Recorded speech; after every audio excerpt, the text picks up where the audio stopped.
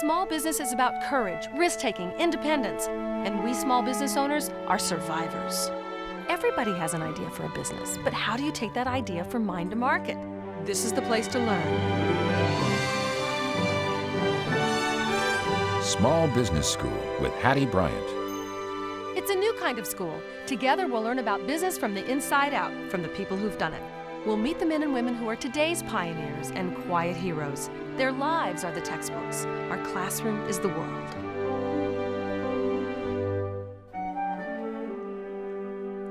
Hi, I'm Hattie Bryant. This series began airing on PBS member stations in 1994. And at that time, we just assumed that everybody understood how important entrepreneurs and small business owners are in creating the standard of living we all enjoy today. We quickly discovered how wrong we were. Yet, it is only recently that we found someone to articulate the deep truth about the prosperity of this nation and the relations between human freedom, government, capital, and business. In every one of our weekly case studies, we look at the anatomy of prosperity. And while we have plenty of anecdotal evidence about the real wellsprings of value and wealth, we turn to one of America's great thinkers and writers to provide the intellectual context. You meet Michael Novak, the author of over 25 books translated into most major languages. He holds the George Frederick Jewett Chair of Religion, Philosophy, and Public Policy at the American Enterprise Institute. In 1994, he received the $1 Million Templeton Prize for Progress in Religion. Consider this our primer, an apologetic for democratic capitalism, the bedrock of our economy, the sustainer of our government, and the only proven system that lifts people from poverty to prosperity. People still had, until 1989, extraordinary expectations about socialism, which were clearly plainly false. I said in The Spirit of Democratic Capitalism, the most unreported fact of the 20th century is the death of socialism. And so a great miracle was wrought here. We've moved a lot of people out of poverty, but we still have, in this hemisphere, 200 million who haven't shared in that. And we've got to find those new entrepreneurs. And we've got to teach the skill. We've got to tell people how valid and important it is. And it's the only hope of the poor. Americans tend too much to study the philosophy of socialism and other European ideologies. And they don't study enough the really distinctive philosophy and theology of this most original of all the world's experiments, and the one which excited the students in Tiananmen Square, who, when they were asked, "What are you trying to do?" built a huge papier-mâché Statue of Liberty. And they said, "But you gave it Western eyes, not Chinese eyes." And they said, "That's the liberty we mean." So this is the standard to which the world does repair now. And it's a shame we don't understand it very well. We've never been very philosophical. We've been pretty good at doing it, but we're not very good at talking about the theory of it. And it's a very profound theory involving a theory of the economic system, a theory of the political system, and above all, a theory of the moral, cultural, religious system. And they all have to work together to make it go right. So we have to do some reading. We have to become philosophically self-conscious. The philosopher Jacques Maritain said, "You are like a nation, hiding its light under a bushel. The world has need of your light, and you don't shine it forth. You don't tell us what the secrets of the free society are." What is the Novus Ordo Seclorum, the new order of the ages? Our founders worked through 7 drafts to come up with that motto on the seal. The drafting committee, Jefferson and Franklin. And for 6 drafts, they had the term virtue, because they thought that you can't have a free people unless they have the habit, the virtue, the strength, to reflect and to deliberate, and therefore to choose well. And then they thought, well, the term virtue is so obvious, let's scratch that. And they put into the end Novus Ordo Seclorum, the new order of the ages. Because they were aware of how original their idea was. There'd never been a republic like this. They had no model they could point to, not Constantinople, not the Republic of Venice, not the Republic of Sicily or Rome. Our founders understood that if you're going to build a free republic, you have to build it on commerce and industry. And they, of course, trusted best the small. And that's the basis from which you get an independent citizenry who can act like sovereigns, who are masters of their own destiny, and who know the world because they're interacting to try to create things in a very tough, resistant world. And that's also the group that produces the wealth at the bottom, which wells up. The wealth of this country does not trickle down. It wells up from the bottom. The greatest source of wealth in this country are the small businesses. Slowly, I began to think that maybe also my criticisms of capitalism and business were unreflective. Maybe I had all the biases of a good liberal arts education. I used to put it this way, that I love liberal education. It's just in my family's blood, the Harvard classics of my father, the rest. Everybody in my family tries to be everything else, and we all come back to the liberal arts. Okay, what are liberal arts? It's about freedom. But what are you free from? And it hit me with the force of a single word: work. The liberal arts are the non-servile arts, the non-commercial arts, the non-industrial arts. The liberal arts are the arts of aristocrats who live like princes and with white tablecloths, and they don't work. They don't get their hands dirty. And they have time for art and poetry and logic and books and the rest of it.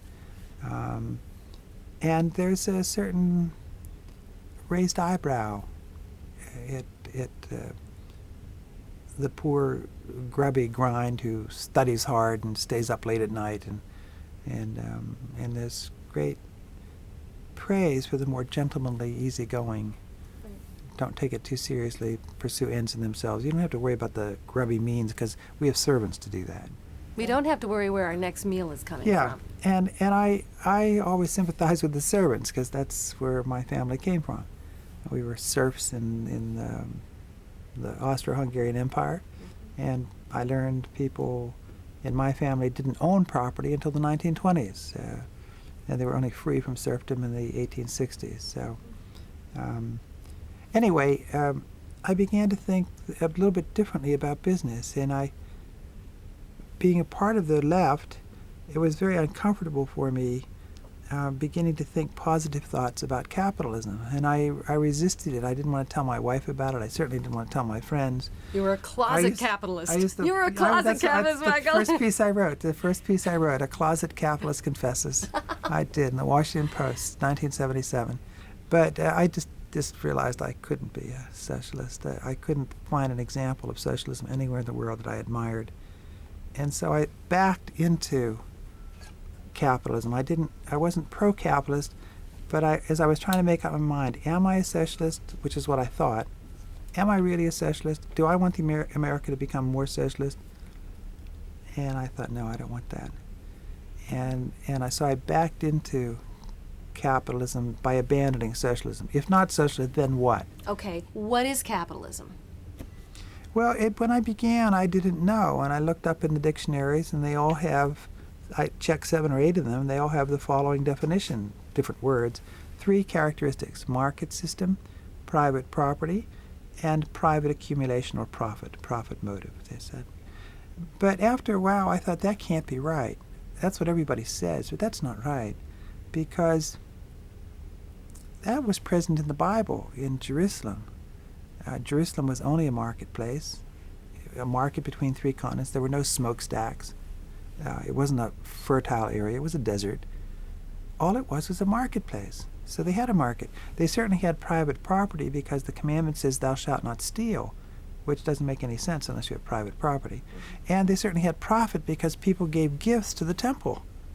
And the rich were expected to give more. That means they had profit. Right, the widows might. But everybody says that's not capitalism, because capitalism is something that grew up in the last couple of hundred years after the Protestant Reformation.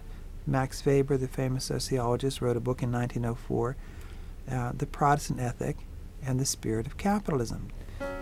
What's new in the world is a new spirit, a new attitude toward the creation of wealth, which arose out of the individualism and the asceticism and sense of hard work of the Protestant Reformation, which took the asceticism out of the monasteries and put it out into the world. Into the street. Into the street.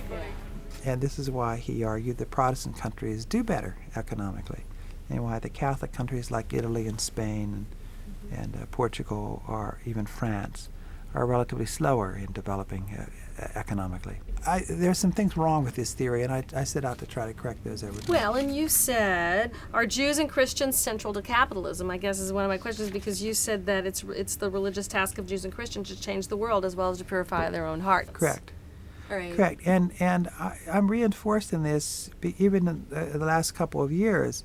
At the end of the 90s, a wonderful book was produced by Professor David Landis at MIT, who's an economic historian. Look, I'm just a poor theologian. I'm not an historian or an economist.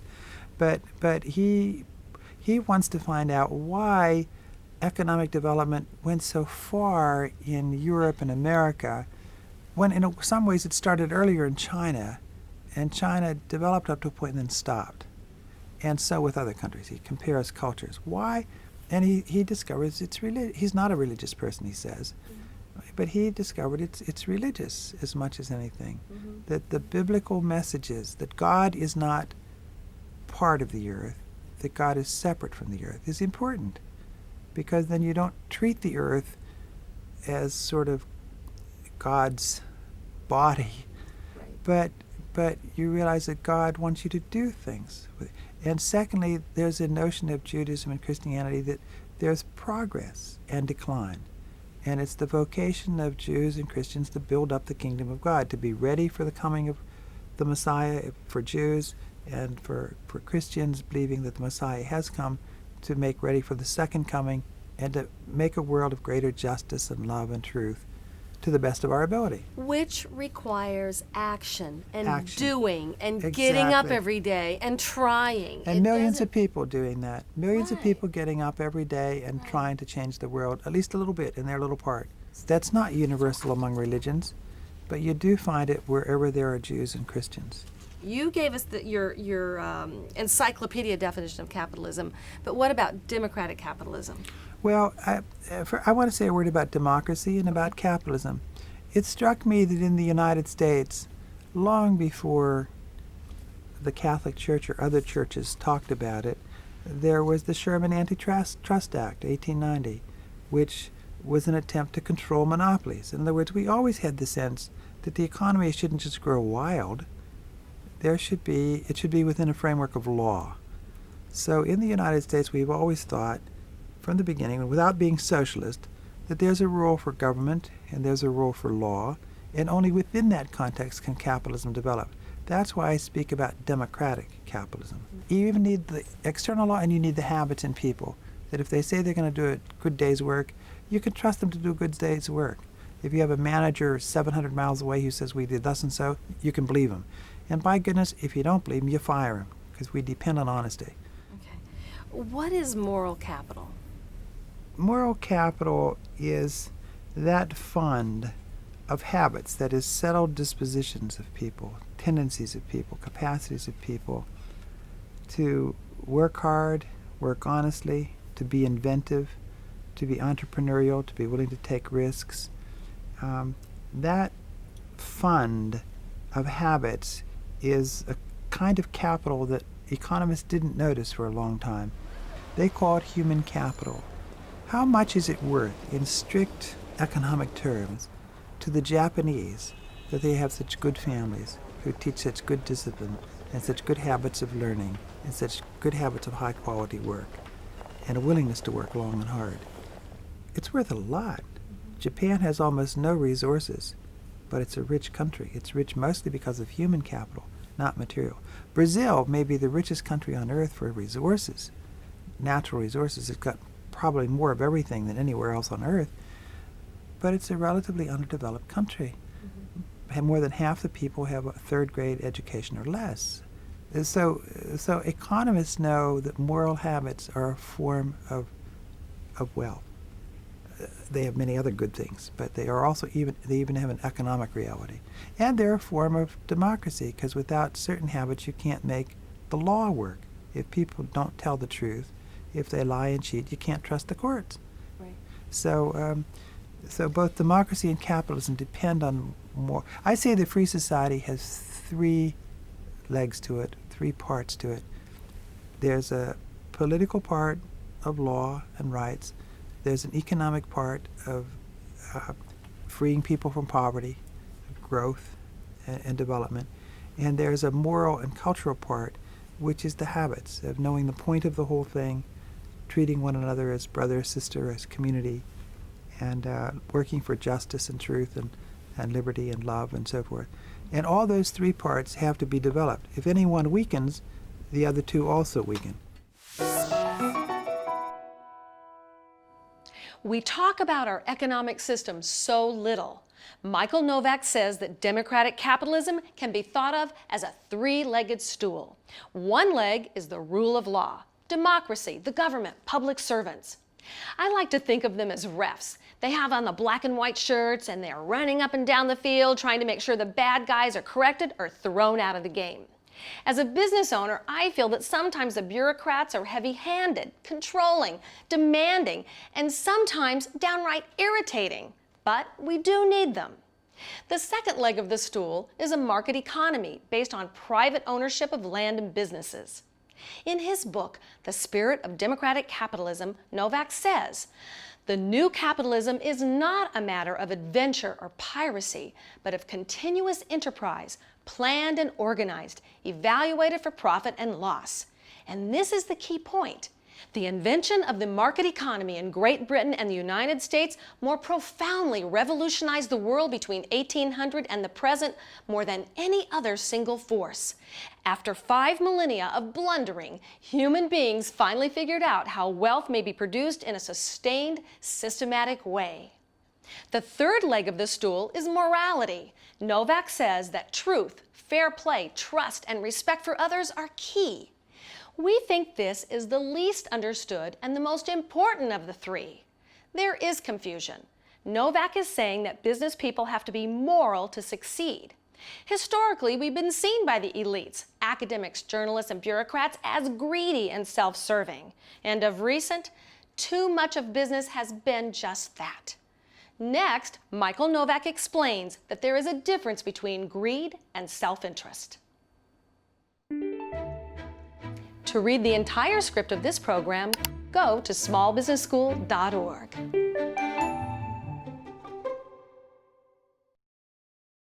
Just talk about the difference in those terms, that self-interest is good, greed and selfishness is bad. What is the difference?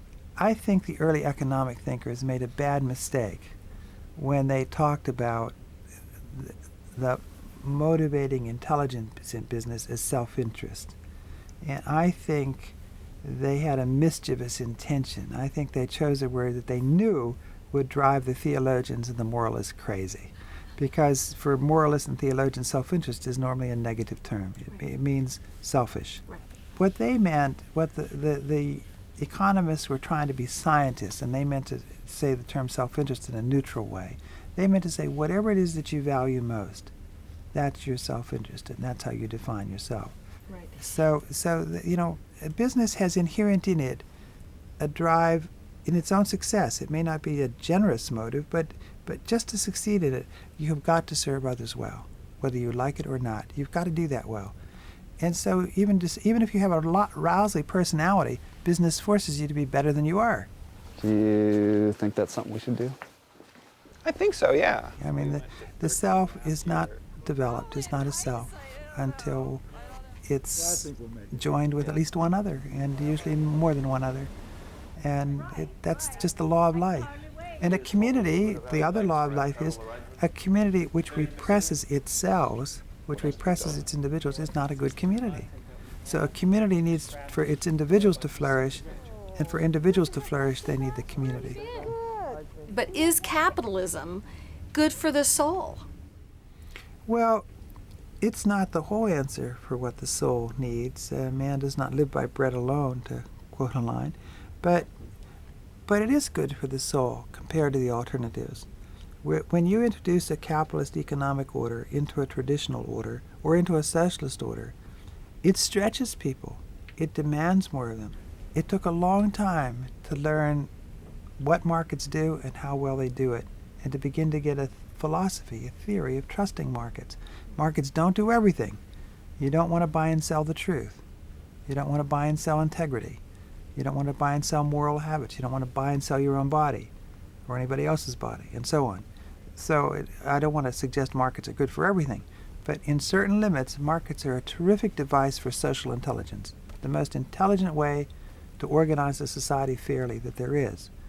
And it have their faults, but it took time to learn that on balance, they're a lot fairer, a lot more inventive and intelligent than other models. And so with private property, people regularly think it'd be better if we owned everything in common. The problem always arises, who will stay up at night with the sick cow? Right? One woman told me that was the problem of communism, the collective. Who would stay up at night? If it's your cow, you will, if it's your only cow. But if it's the collective, you know the other fellow will, Boris will, or Yvonne will, and then nobody will. When I realized that the dictionary definitions were wrong, I had to think, well, what is correct? And I thought, what's really new about the world, Lincoln caught better in an address. He gave a wonderful talk on the 6 great moments in the history of liberty, starting with Adam and Eve. And one of the moments which really surprised me was the Patent and Copyright Act. And he says that was so brilliant. And I'm going to say it in my own words, but his words are eloquent. But in my own words, it was that for the first time in history, the main form of wealth will not be land, as it had been, even in the Homestead Act, 70 acres for the claiming. But the intelligence, the ideas, the insights that led people to treat their land or anything else in a new way. The main cause of wealth would be the head. I like to say kaput. That the root term for capital. It's discovery, invention. Lincoln talks about how the man who discovers a new strain of seed for grass and develops a kind of grass that is richer and better and more nourishing than other types can improve somebody's crop 6-fold or 8-fold. And that new wealth sprang from the mind. And therefore the earth is much richer than we think it is, because God gave us minds to improve. God invited human beings to take part in his own creation, to be co-creators with God and bring out of the earth things that lie fallow and hidden there. Ideas matter more than ever before, and it's astonishing how many things are born in someone's mind, and something comes to be that was never there. Ideas are really very, very powerful. And if you think about it, and I did think about it, pressed by this, that's what capitalism is. It's the first system organized around the mind, around invention and discovery. Why should someone start a business? It's very good for democracy, because the democracy will work best the greater the number of independent owners that there are. That's where sovereignty resides.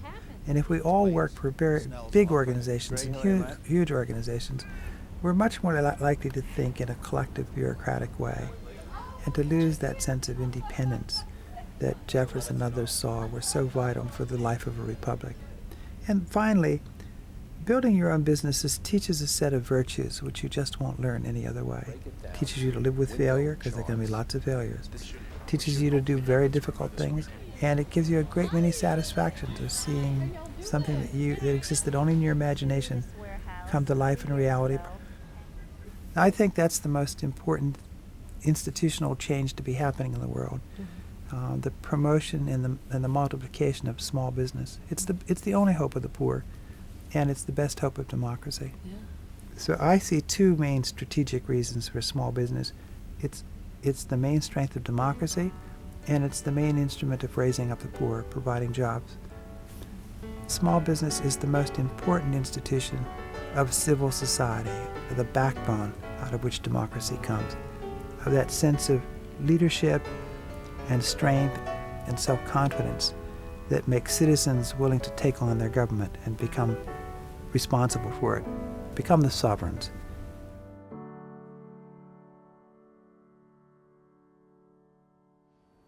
Thanks, Michael Novak, for setting us straight. Democratic capitalism is good. It has made life better for millions and will continue to do so. Yes, it is not a perfect system, but each of us can help make it better. We'll see you next time. Small Business School with Hattie Bryant. If If you want to learn more about starting, running, and growing a business, come to our website, smallbusinessschool.org. There's streaming video and interactive study guides. The only way we can compete with big business is to be faster, smarter, and better. We are the engine of the American economy. We create the jobs.